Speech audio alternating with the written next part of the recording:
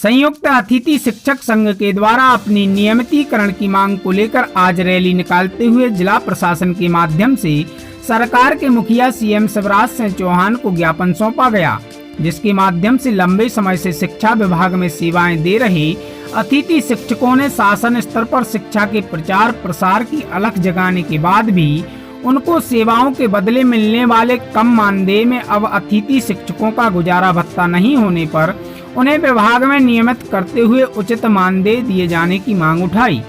साथ ही स्पष्ट चेतावनी दी, इस बार वह अपनी उपेक्षा पर शांत नहीं बैठेंगे और जरूरत पड़ी तो सरकार को सबक सिखाने भी मोर्चा संभाल तैयार होंगे, जिसमें केवल अतिथि शिक्षक ही नहीं वरन जिन्हें उन्होंने अध्ययन कराया है वह भी परिवार के साथ उनके समर्थन में खड़े नजर आएंगे।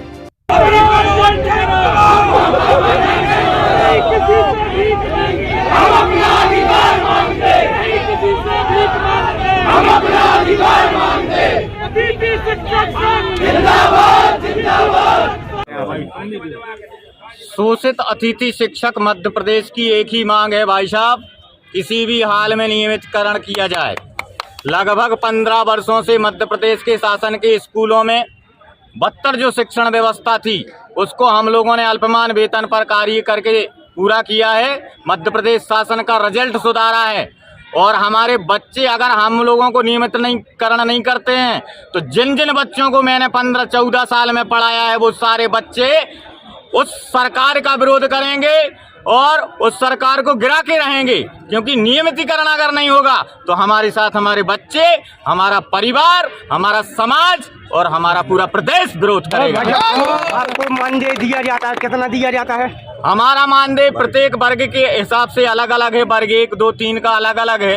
अब कोई 6500 में, 7500 में, कोई 8500 में काम कर रहा है, उसमें से संडे का दिन निकल जाता है। यहाँ तक कि गणतंत्र दिवस और 15 अगस्त का दिन भी काट दिया जाता है। क्या हम भारत में रहने वाले नहीं हैं? अगर उनको नियमित शिक्षकों को 15 अगस्त और 26 जनवरी का वेतन मिलता है, हम लोगों को क्यों नहीं दिया जाता है? तो आपका घर गुजारा कैसे चलाया जा रहा है? क्या दिक्कत है? अब घर गुजारा चलाने के लिए भाई साहब हम लोग स्कूल के बाद कुछ मेहनत कर लेते हैं, खेतों में काम कर लेते हैं, कुछ किसान हैं और कुछ मजदूर हैं, कुछ सब्जी का ठेले लगा रहे हैं। इस विभिन्न आयोजनों से हम लोग अपना परिवार पाल रहे हैं। 2018 में जो नियुक्तियां निकाली गई थी तो उसमें कितने पद भरे गए हैं सरकार के द्वारा? अभी 2018 का जो एग्जाम हुआ था उसमें आए हैं तो उसमें लगभग इन लोगों ने अभी तक की रिकॉर्ड में बहुत सारे पद खाली हैं। पहला जो उठी थी वर्ग 1 की बता दूं, उस समय 9000 के समथिंग कोई पूर्ति हुई थी। अब 2700 की अगली सूची उठा रहे हैं तो ये पूर्ति नहीं है। अतिथि शिक्षक लगभग अभी देख लीजिए पूरे मध्य प्रदेश में कितने पद खाली हैं। रोजगार के लिए शिवराज सिंह चौहान ने क्या व्यवस्थाएं बनाई हैं? रोजगार के लिए कोई शून्य व्यवस्था है सरकार। अतिथि शिक्षक को देख लीजिए, शोषित अतिथि शिक्षक कहाँ जो ज्ञान को देने वाला है वो गुरु परेशान हैं, तो समाज का निर्माण कैसे होगा? मध्य प्रदेश का निर्माण कैसे होगा? क्या सब नाम लेते हैं? कल्याण सिंह लोधी बंडा। अगर मध्य प्रदेश सरकार में सबसे शोषित वर्ग है, सबसे अधिक शोषण हुआ है तो वो सिर्फ किसका हुआ है? अतिथि शिक्षक का। हम लोग ने अपनी आधी जिंदगी स्कूल संस्था में दे दी। 15 साल, 14 साल, कोई 12 साल है, कोई 16 साल है। इतने सालों से आधी उम्र हम लोग ने संस्था में दे दी, 2000, 3000, 4000 में। काय के लिए? कि कल हमारे बच्चों का भविष्य बनेगा। लेकिन सरकार ने ऐसा शोषण किया, कोई नीति आज तक नहीं बनाई अतिथियों के लिए। आज तक एक नीति नहीं बनाई गई सरकार के द्वारा कि एक नीति बनाई गई हो ना। स्थायीकरण, आज कोई परमानेंट टीचर आ जाता हम लोग को भगा देते हैं। कब से आप अतिथि शिक्षक में हो?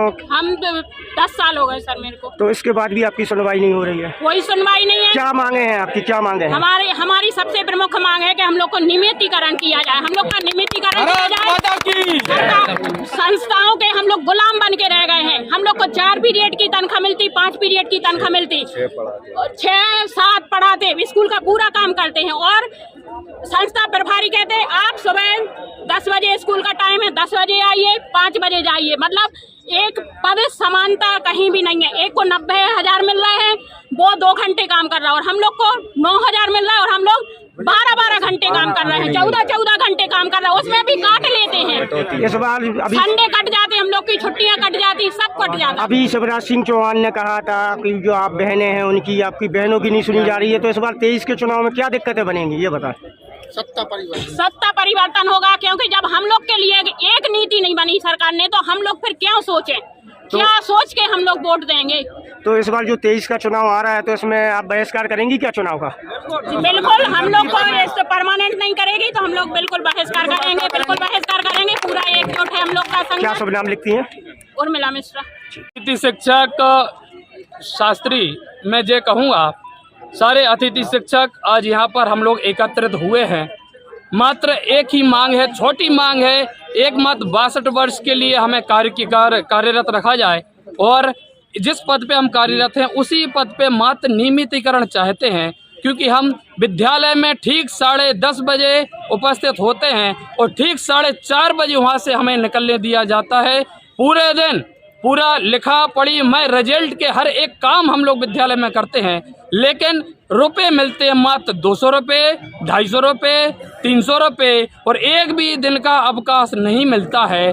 हम सरकार से मात्र इतना ही निवेदन करते हैं कि हमें इस चुनाव के पहले नियमितीकरण किया जाए। हम अतिथि शिक्षकों की एक ही मांग है हमारी। नहीं, जो कलेक्टर रेट करी गई है उसमें तनख्वाही नहीं मिल रही है आप लोगों को? हम लोगों ने ऐसी बहुत कोशिशें की हैं, बार बार आवेदन निवेदन किए हैं, लेकिन सरकार से मात्र आश्वासन मिलता है। उस आश्वासन को हम चाहते हैं कागज से बाहर निकल के और नियमितीकरण का तोहफा हम सभी इस बार जो 23 का चुनाव आ रहा है, तो कुछ नया क्या करेंगे इस बार 23 के चुनाव में? क्या करेंगे? चुनाव आता है और हम सभी अतिथि शिक्षक हमारे जो अध्यक्ष महोदय हैं, क्योंकि हम सब एक एक परिवार में कम से कम 6-6, 7-7 जनों का परिवार है और एक व्यक्ति यदि नियमित होता है परिवार से, एक अतिथि शिक्षक नियमित होता है, तो एक परिवार से 7 और 10 वोटें मिलेंगी। इससे पूरे मध्य प्रदेश से हम सरकार बना भी सकते हैं और हम सरकार गिरा भी सकते हैं। तो जो हमें नियमित करेगा हम सब उसके साथ रहेंगे। भैया और कोई को बोल ले।